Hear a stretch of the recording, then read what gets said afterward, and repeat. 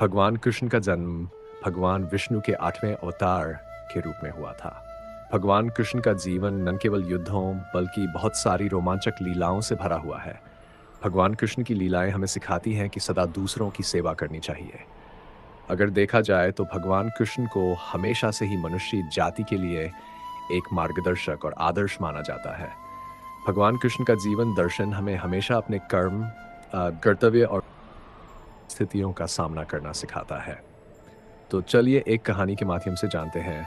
एक गांव में एक गरीब साधु रहते थे। वो भगवान कृष्ण के बहुत बड़े भक्त थे। वो घर घर जाकर लोगों से भिक्षा मांगते थे। लोग उन्हें पैसे या फिर भोजन देते थे और साधु उन्हें आशीर्वाद देते थे।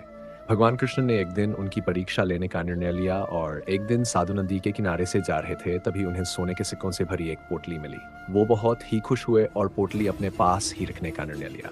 घर वापस जाते समय उन्हें रास्ते में एक भिखारी दिखा और भिखारी ने साधु से पैसे अथवा भोजन की भीख मांगी, पर साधु ने उसे कुछ भी नहीं दिया।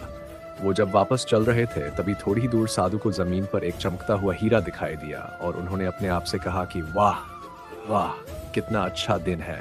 पहले ये सोने का सिक्का और अब ये हीरा मिला है।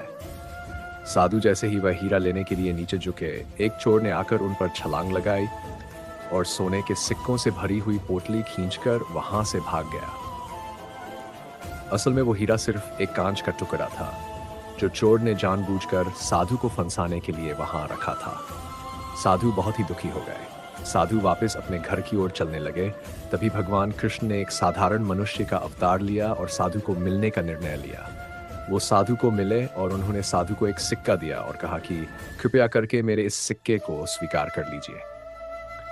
अब साधु ने उस सिक्के को स्वीकार कर लिया और भगवान कृष्ण वहां से निकल गए।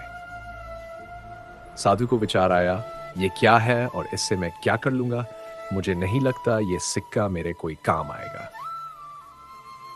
तब घर जाते समय साधु को रास्ते में एक मछुआरा मिला और मछुआरे के जाल में 2 मछलियां फंसी हुई थी। साधु को उन पर बहुत दया आई, इसीलिए उन्होंने मछुआरे से कहा, मैं तुम्हें यह सिक्का देता हूं, तुम मुझे ये दोनों मछलियां दे दो।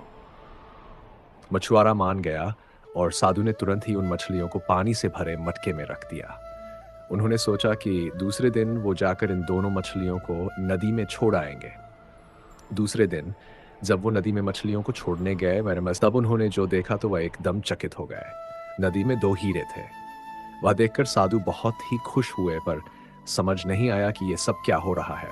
उन्होंने भगवान कृष्ण से प्रार्थना की और भगवान कृष्ण साक्षात साधु के सामने आए। तब साधु ने कृष्ण भगवान से कहा, ये सब क्या हो रहा है?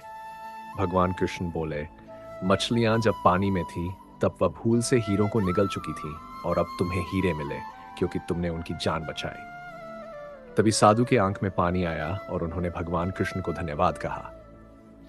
तभी भगवान कृष्ण बोले, तुम्हें सोने से भरी हुई पोटली मिली, पर फिर भी तुमने उस भिखारी की मदद नहीं की।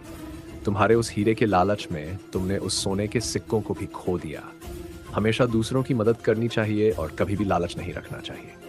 तब साधु ने भगवान कृष्ण को वचन दिया कि वह हमेशा दूसरों की मदद करेंगे और कभी भी लालची नहीं बनेंगे।